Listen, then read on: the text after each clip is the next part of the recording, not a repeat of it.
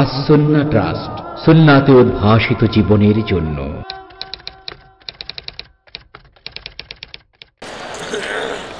গত পরশু অথবা গতকাল দুপুরে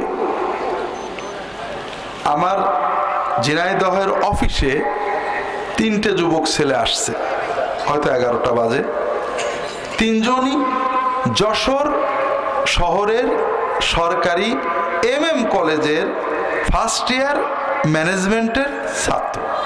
2জন মুসলমান, 1জন হিন্দু। ওই হিন্দু ছেলেটা মুসলমান হবে, ইসলাম সম্পর্কে জেনেছে, বুঝেছে, আমার কাছে এসে কিছু প্রশ্ন করবে বলে আসছে। তো ছেলেটার প্রশ্নটা বলি। ছেলেটা প্রশ্ন করছে, স্যার আমি ইসলাম সম্পর্কে জানছি, ইসলাম আমার খুব ভালো লাগে। কেন ভালো লাগে? বলে, স্যার আমার প্রথম মনটা আঘাত লাগলো আমার বাবার মৃত্যুর পরে। আমার বাবা 1 বছর বা 1.5 বছর আগের কথা বললো, মারা গেল। তা আমাদের হিন্দু ধর্মের রেওয়াজ অনুযায়ী বাবাকে চিতায় নেওয়া হলো। চিতায় যখন বাবার গায়ের উপরে কাঠ চাপাতে হতে লাগলো, আমার খুব কষ্ট লাগলো। বাবা কলিজার টুকরা, যে বাবাকে এত ভালোবাসছি, আহা বাবার আত্মার কত কষ্ট হচ্ছে, এত কাঠ চাপাচ্ছে, নিশ্চয় কষ্ট হচ্ছে। আমার খুব কষ্ট লাগছিল। এরপরে আগুন দেওয়া হলো, আমার বড় ভাই আগুন লাগালো। আগুন লাগালে আপনারা দেখেছেন কিনা, চিতায় মরা মানুষেরও হাত পা করে ওঠে।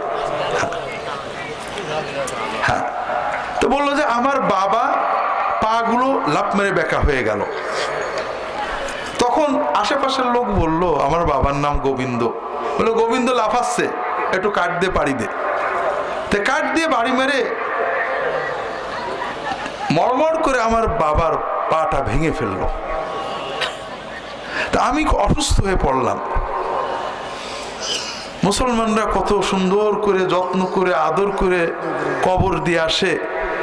বাবা মারা গেছে ঠিক, কিন্তু তারপরে বাবার দেহটা তো এইভাবে মেরে ভেঙে ফেললো।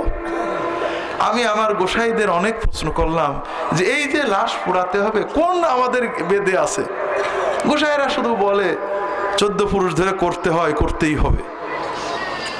আমি বললাম যে দেখো, মুসলমানরা বাবা মারা যায়, দাদা মারা যায়, পর দাদা মারা যায়, তাও কবরটা চেনে। বাবা নেই, অন্তত যেহেতু কবরের কাছে দাঁড়ায় একটু দোয়াটা করতে পারে। আমরা পুড়িয়ে লাশ পানিতে ছাই ফেলে দিলাম, আর তো কোনো চিহ্নই থাকলো না। তো এটা আমাদের কোন ধর্মগ্রন্থে আছে? কেউ বলতে পারে না।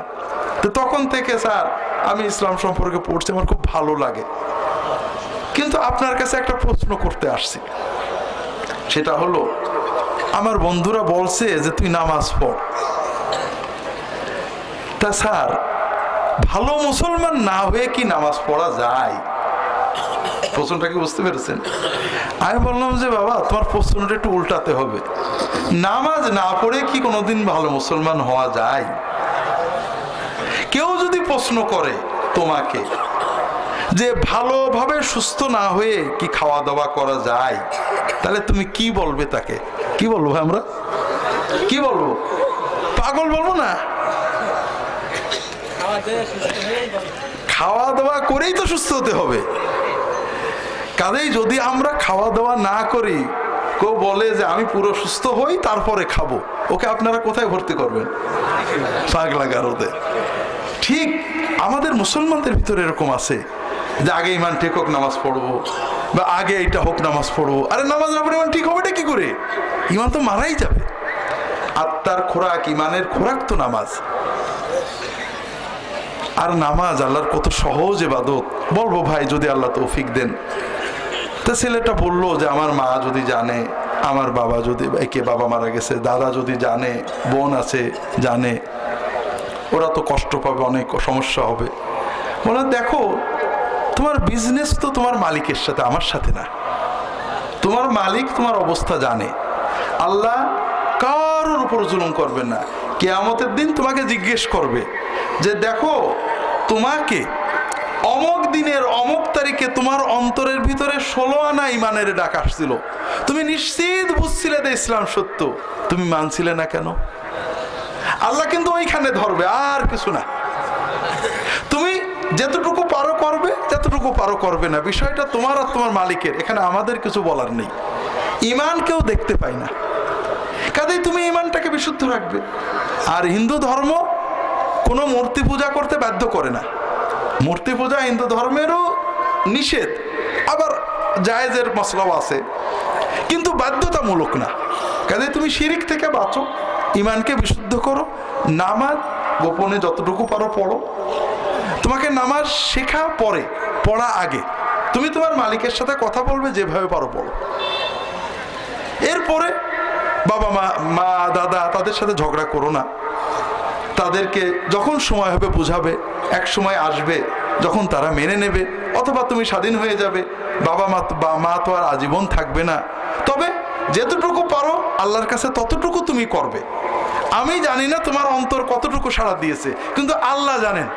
আল্লাহর কাছে যে তোমাকে দাঁড়াতে হবে। তো এই কথা বলার উদ্দেশ্য হলো গতকালকের কথা। আজকে জুমার নামাজ পড়ে আমার চুয়াডাঙ্গায় আমার বোনের ওখানে একটা জরুরি কাজ ছিল, তার মেয়ের বিয়ের কথা হবে, মুরব্বী হিসেবে আমার যেতে হবে। তো গাড়ি তোড়ে কিছুতে যাওয়ার পরে আমার ট্রাস্ট থেকে ফোন করেছে, ওই ছেলেটা আসছে কালেমা পড়তে। ওর খুব শখ আমার কাছে পড়বে। তাই বললাম যে হুজুর ফোন করেছে, আপনি পড়াই দেন। কোনো মানুষ ভালো কাজ করতে চাইলে আমরা বাধা দেবো না, ওর ভবিষ্যৎ ওর, আমরা দোয়া করব। কিন্তু আল্লাহ কালকে যদি আমাকে ধরে অমুক লোকটা ইমান নিতে আইছিল, তুমি ইমানটা তার নিতে দাও না, বেঈমান হয়ে মরে গেছিল, আমি কি বলবো? তো ও কালেমা পড়লো আমার সাথে, মোবাইলেই পড়লো। ঈমান, আশহাদু আল্লাহ ইলাহা ইল্লাল্লাহু ওয়াহদাহু লা শারীকা লাহু ওয়া আশহাদু আন্না মুহাম্মাদান আবদুহু ওয়া রাসূলুহু। এই তো ঈমান, যা আমি সাক্ষী দিচ্ছি আল্লাহ ছাড়া কোনো মাবুদ নেই। আমার ইবাদত, আমার ভক্তি, আমার বন্দনা, আমার পূজা সব পাবেন একমাত্র কে? ওয়াহদাহু লা শারীকা লাহু, তার কোনো শরীক নেই। এটা হলো ঈমানের প্রথম বিষয়।